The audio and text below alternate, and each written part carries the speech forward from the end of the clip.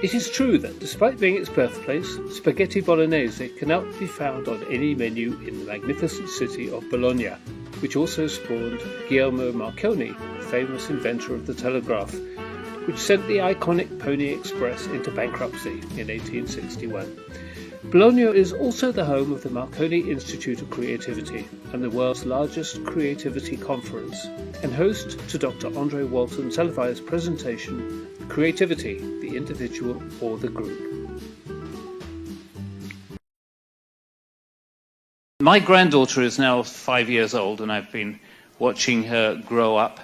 Every day she has a thought that leads to an action which is a little bit different than before. In other words, every day she thinks something or generates an idea that changes her world. That means everybody was creative. The process of growing up and learning becomes creative. It is inherently creative. I'm not saying we're all equally creative. Thus, when studying creativity, maybe we need to recognize it as a social phenomenon first. Understand that before we turn the microscope on individuals. Because over the last 150 years that people have been studying creativity from the individually based perspective, we have really uncovered remarkably little. Things like we need to be motivated. Well, anybody eminent, whether they're creative or not, needs to get up in the morning. So really, the individual study of creativity, I don't believe, has been terribly successful. And maybe we will end up studying what suppresses creativity, why our 9-year-old suddenly becomes, or becomes in the course of socialization, not so creative.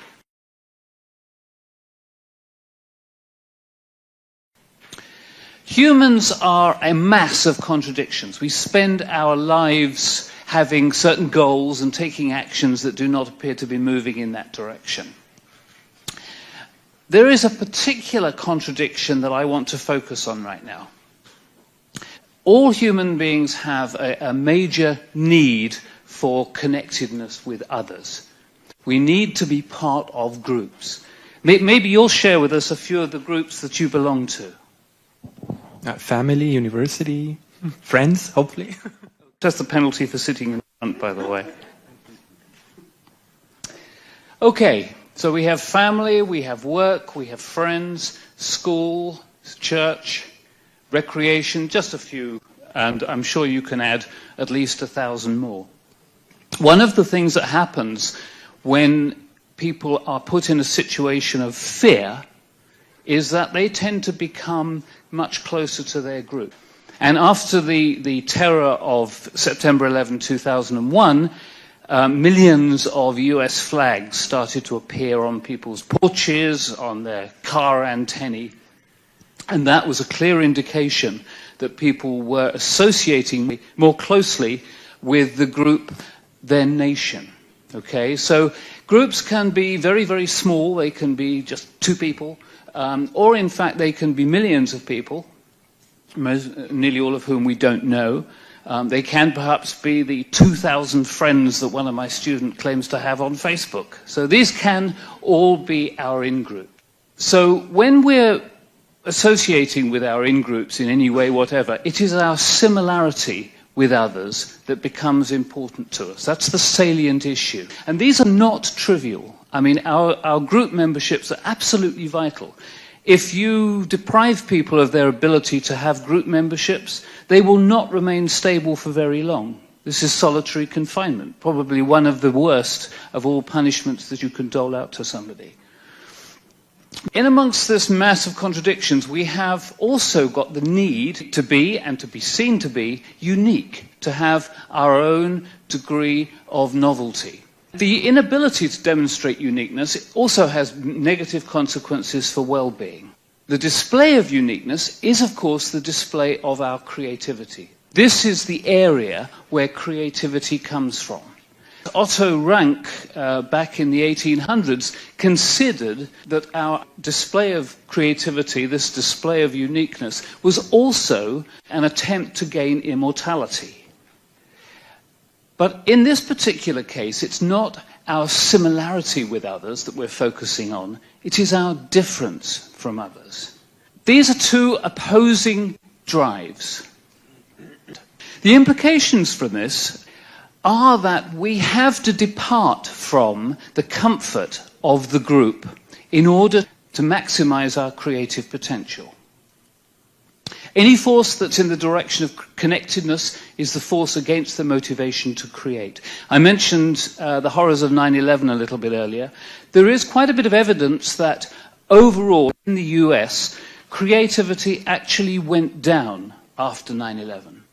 There's clear implications for this theory with regard to the current trend for teams. Team building, as you know, has been the buzzword of the business profession for 20, 30 years. And there is also evidence that creativity in an organizational setting has not been improved by the use of teams. Innovation, yes. Actual generation of novel ideas, not so much. And of course, brainstorming. Brainstorming is inherently, the way it is traditionally performed, a team activity.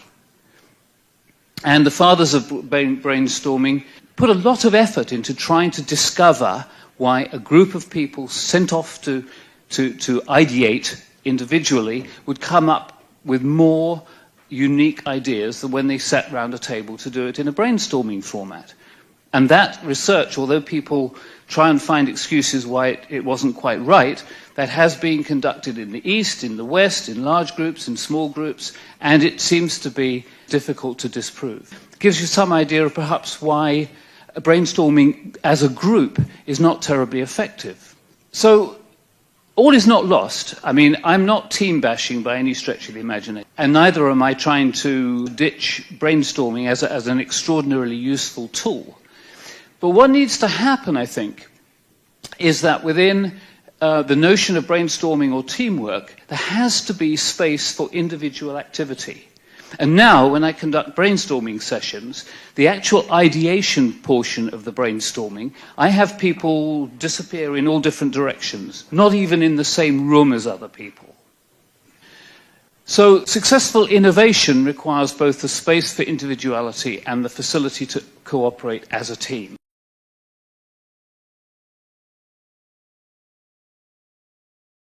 When people first come to me, they're not tired, they're stuck. Burnout isn't just a bad week, it's a neurological shutdown. It's what happens when your brain no longer sees possibilities, and that means we have no options. It's what happens when we think convergently, like a racehorse with blinders on. Our world has closed in on us. I call it the hamster wheel effect. We go round and round without seeing any possibility of getting off that wheel. Clients come in saying, I can't sleep. I'm snapping at people I care about. I'm successful, but I feel completely hollow. All is not lost. We just need a reboot. 70% of professionals report burnout in their current job, and many of these people have experienced it repeatedly. Among entrepreneurs, the number is even higher, as it is for millennials, because there's no off switch when you're carrying the vision.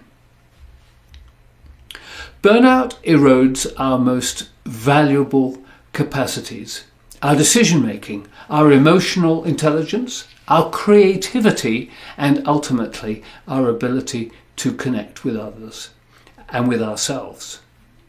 We can't sleep, we can't focus, and we push away those very people who could be of help to us. Gone untreated, serious burnout can have a fatal conclusion. Spherical thinking is how we move from collapse to clarity. It's a neural rewiring process that engages your analytical and creative mind. So we can stop cycling through those old thinking patterns, get off that hamster wheel if you like, and start expanding our range of perception. I say rewiring because it relies on thinking processes that we all once used when we were 1, 2, 3, 4, 5 years old. I'm sure you don't remember those too clearly, but I spent a lot of time with my granddaughters. when they were very, very young, and every day they came to me with some new thing they had found, some new piece of life's great puzzle with which they were trying to make sense of their world. As if they had another piece of the jigsaw puzzle and they were trying to fit it into the pieces they already had. Sometimes they'd try to fit it with other pieces that weren't quite exactly right. The process is creative thinking, and it requires that we think divergently. There is no box lid. You have to look at all the options as to where to put the new puzzle piece. Recovering from burnout requires us to substitute this divergent worldview for the convergent one that our analytical, deductive world has created for us. It's not about working harder. It's about thinking in more directions, creating new neural pathways. Interestingly, those divergent neural pathways are the same ones we use when we are thinking emotionally intelligently. And they're also associated with being happier. It's a triple whammy. I want you to close your eyes for a second. Now imagine a moment when you were thinking something creative. Try and find a recent activity or thought that was a novel solution or idea, maybe a sea change in your work or home life, or a new recreation or other activity. Now contrast that with how you think when you're feeling overwhelmed. You've just visualized using two different neural states. This is how we begin rewiring. This is how we start the comeback. We blend neuroscience with lived experience. You're not weak. Your brain has just had an update, a reboot.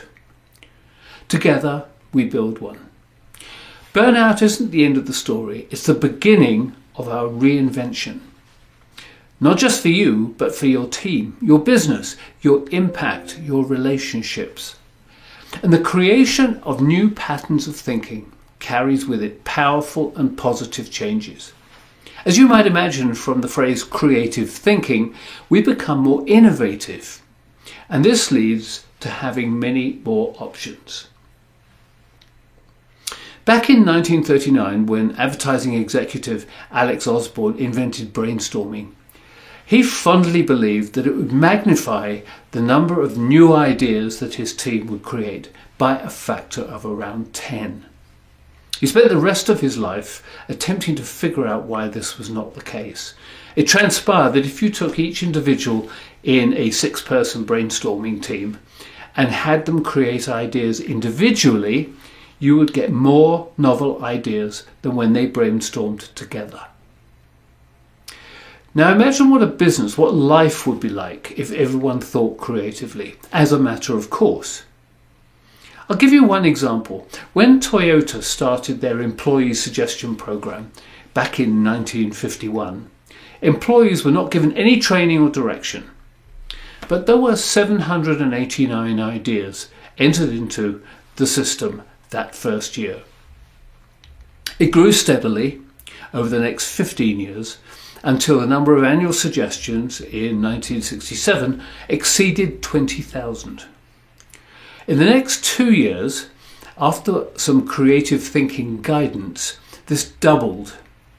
So in 1969 you were talking 40,000, and then in 1970 you were talking around 50,000 suggestions. When you learn to think in new dimensions with new neural pathways, you unlock a whole new system of thinking. You unlock a future with no spreadsheet can predict. I'm going to give you some ideas as to how to get going with this process.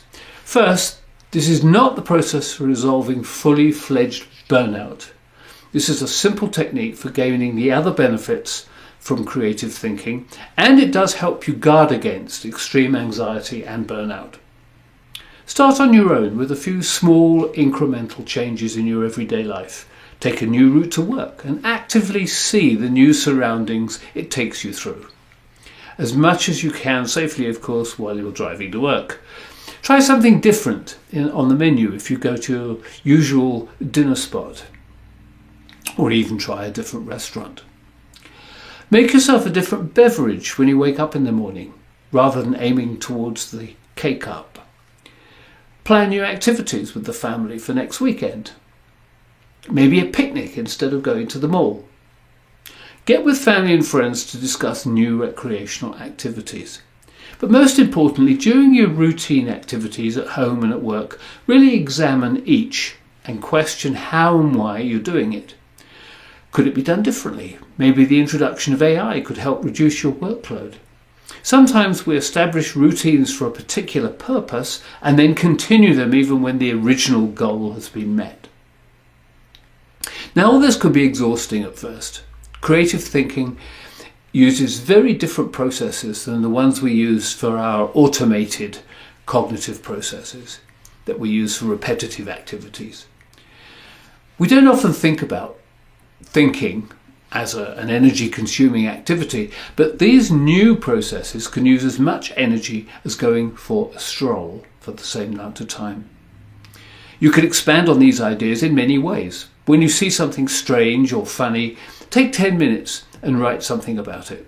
This can be a great opportunity to develop creative thinking patterns.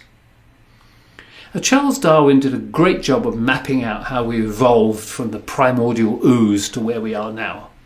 But having opposable thumbs does not explain the iPhone, the internet, or the jet engine. Creativity is not a recreation or something Aunt Dottie did when she retired and bought a paint box.